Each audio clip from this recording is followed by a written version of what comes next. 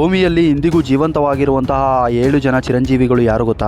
ನಮ್ಮ ಹಿಂದೂ ಪುರಾಣದಲ್ಲಿ ಇವರನ್ನ ಸಪ್ತ ಚಿರಂಜೀವಿಗಳು ಅಂತ ಕರೀತಾರೆ. ಅದರಲ್ಲಿ ಮೊದಲನೆಯವನು ಅಶ್ವತ್ಥಾಮ. ಈತ ಕೃಷ್ಣನಿಂದ ಯುಗಯುಗಗಳವರೆಗೆ ಭೂಮಿಯಲ್ಲಿ ಅಲೆದಾಡುತ್ತಿರುವಂತೆ ಶಾಪವನ್ನ ಪಡೆದುಕೊಂಡು ಅಮರನಾಗಿದ್ದಾನೆ. ಎರಡನೆಯವನು ಪರಶುರಾಮ. ಶಿವನಿಂದ ಅಮರತ್ವದ ವರವನ್ನ ಪಡೆದುಕೊಂಡಿದ್ದರಿಂದ ಪರಶುರಾಮ ತಪಸ್ಸು ಮಾಡುತ್ತಾ ಭೂಮಿಯಲ್ಲೇ ಇದ್ದಾನೆ. ಮೂರನೆಯವನು ವಿಭೀಷಣ. ಧರ್ಮ ರಕ್ಷಣೆಗಾಗಿ ರಾಮನಿಂದ ಚಿರಂಜೀವಿ ವರವನ್ನ ಪಡೆದುಕೊಂಡಿದ್ದಾನೆ. ನಾಲ್ಕನೆಯದ್ದಾಗಿ ಕೃಪಾಚಾರ್ಯರು. ಇವರಿಗೆ ವಿಷ್ಣು ಪರಮಾತ್ಮ ಒಂದು ಕಲ್ಪ ಅಂದರೆ 4 ಯುಗಗಳವರೆಗೆ ಜೀವಂತವಾಗಿರುವಂತೆ ವರವನ್ನ ನೀಡಿರುತ್ತಾರೆ. ಐದನೆಯವರು ವೇದವ್ಯಾಸರು. ಮಹಾಭಾರತವನ್ನು ಬರೆದಿರುವಂತಹ ವ್ಯಾಸಮುನಿ ಕಲ್ಕಿ ಅವತಾರದ ಸಂದರ್ಭದಲ್ಲಿ ಕಲ್ಕಿಗೆ ಹಿಂದಿನ ಯುಗಗಳ ಜ್ಞಾನವನ್ನ ನೀಡುವುದಕ್ಕಾಗಿ ಚಿರಂಜೀವಿಯಾಗಿದ್ದಾರೆ. ಆರನೆಯವನು ಬಲಿಚಕ್ರವರ್ತಿ. ಬಲಿಚಕ್ರವರ್ತಿ ನೀಡಿದಂತಹ ದಾನದಿಂದ ಸಂತುಷ್ಟನಾಗಿ ವಿಷ್ಣು ಪಾತಾಳ ಲೋಕದ ಅಮರತ್ವವನ್ನ ನೀಡಿದ್ದಾನೆ. ಇನ್ನು ಕಡೆಯದಾಗಿ ಬಜರಂಗ ಬಲಿ ಹನುಮಂತ. ವಾಯುದೇವನ ಪುತ್ರನು, ಶಕ್ತಿಶಾಲಿಯೂ ಧರ್ಮಿಷ್ಠನೂ ಆಗಿದ್ದರಿಂದ ದೇವತೆಗಳು ಈತನಿಗೆ ಚಿರಂಜೀವಿ ಸ್ಥಾನವನ್ನ ನೀಡಿದ್ದಾರೆ. ಇಂತಹ ವಿಶೇಷ ವಿಚಾರಗಳನ್ನು ತಿಳಿಯುವುದಕ್ಕಾಗಿ ನಮ್ಮ ಯೂಟ್ಯೂಬ್ ಚಾನಲ್ಗೆ ಸಬ್ಸ್ಕ್ರೈಬ್ ಆಗಿ. ಫೇಸ್ಬುಕ್ ಮತ್ತು ಇನ್ಸ್ಟಾಗ್ರಾಮ್ನಲ್ಲಿ ನೋಡ್ತಾ ಇದ್ರೆ ನಮ್ಮ ಪೇಜ್ ಫಾಲೋ ಮಾಡಿ.